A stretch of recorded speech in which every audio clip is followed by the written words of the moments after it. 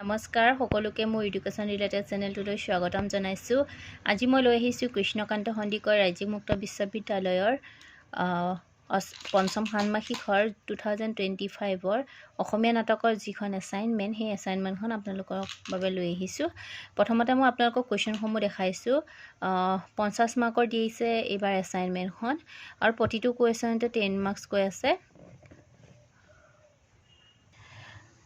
প্ৰশ্ন 1ত 3টা কুৱেশ্যন দিয়া আছে, তাৰে 3টাও কৰিব লাগিব, প্ৰতিটোতে 10 মাৰ্কছকৈ আছে। তাৰপিছত প্ৰশ্ন 2তো এটা কুৱেশ্যন দিয়া আছে, তাতো 10 মাৰ্কছ আছে, আৰু প্ৰশ্ন 3ত এটা কুৱেশ্যন দিয়া আছে, তাতো 10 মাৰ্কছ আছে। গতিকে প্ৰশ্নসমূহ প্ৰথমতে মই তোমালোকক দেখুৱাই ল'লোঁ। এতিয়া মই প্ৰতিটো কুৱেশ্যনৰ এনচাৰসমূহ তোমালোকৰ বাবে আগবঢ়াই দিম, যিমানকেইটা এতিয়া এই ভিডিঅ'টোত পাৰোঁ দেখাই দিম। এই ভিডিঅ' এটা তোমালোকৰ বাবে যথেষ্ট সুবিধা হ'ব বুলি মই আশা কৰিলোঁ। আৰু এনেকুৱা ধৰণৰ ভিডিঅ'সমূহ পাই থাকিবৰ কাৰণে প্লিজ মোৰ চেনেলটো ছাবস্ক্ৰাইব কৰি দিবা আৰু কাষত থকা বেল আইকনটো প্ৰেছ কৰি দিবা। ধন্যবাদ। এতিয়া মই তোমালোকক কুৱেশ্যন 1ৰ প্ৰথমৰ ক নম্বৰ কুৱেশ্যনটো দিয়া আছে, অংকীয়া নাট বুলিলে কি বুজে, অংকীয়া নাটৰ বৈশিষ্ট্যসমূহৰ বিষয়ে আলোচনা কৰক। ইয়াৰ এনচাৰটো দেখাই দিছোঁ তোমালোকক। এতিয়া এই প্ৰশ্ন 1ৰ কটোৰ এনচাৰ এইসমূহ। পেজ 1 পেজ নাম্বাৰ দি মই ভিডিঅ'টো তোমালোকৰ বাবে সুবিধা হ'ব বুলি মই আশা কৰিলোঁ। পেজ নাম্বাৰ 1টোকে মই নাম্বাৰিং কৰি গৈছোঁ, সুবিধা হ'ব তোমালোকৰ বাবে লিখিবলৈ। তোমালোকে এনেকৈ নাম্বাৰিং কৰি যাবা। এইবাৰ আহিলোঁ পেজ 3।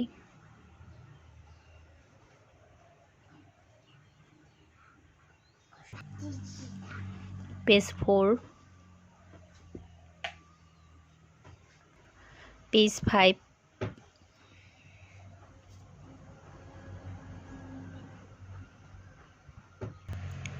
পেজ 6 তো কুৱেশ্যন নাম্বাৰ 1ৰ ক নম্বৰটো এনচাৰ ইমানলৈকে আছিলে, page 6লৈকে।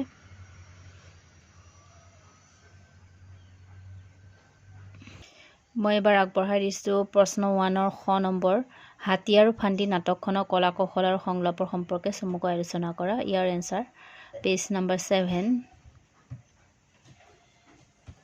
Page number 8,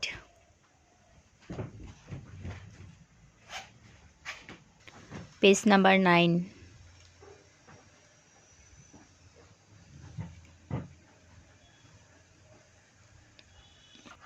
page number 10,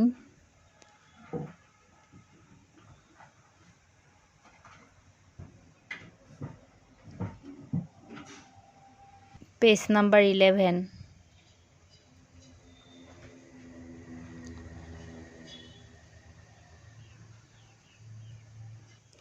page number 12,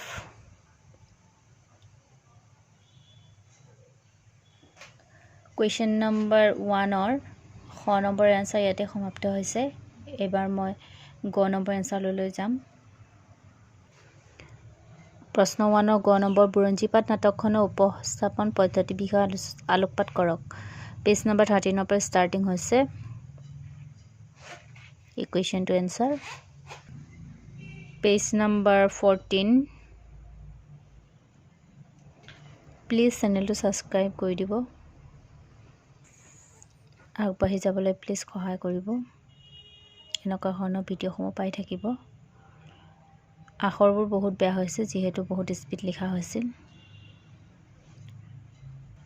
page number 15,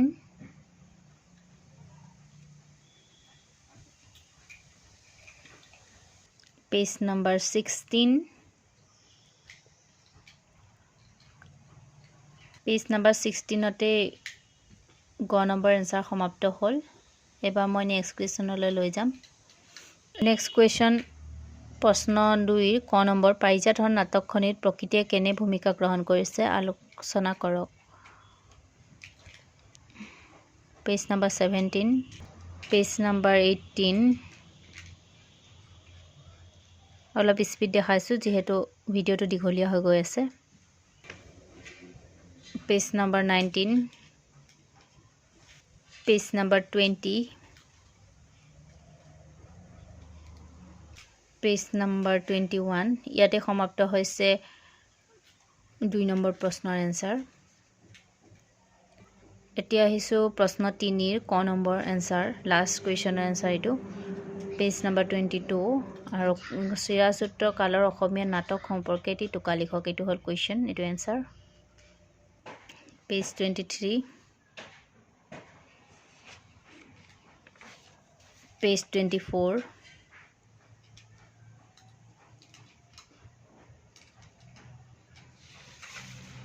page 25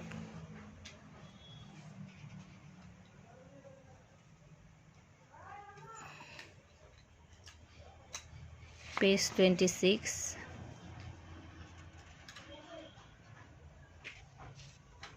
page 27 ইমানতে সমাপ্ত হল তে ভিডিওটো চাই যদি ভাল পালে তেতিয়া হলে প্লিজ সাবস্ক্ৰাইব কৰিবলৈ নাপাহৰিবা প্লিজ সাবস্ক্ৰাইব কৰি দিব ধন্যবাদ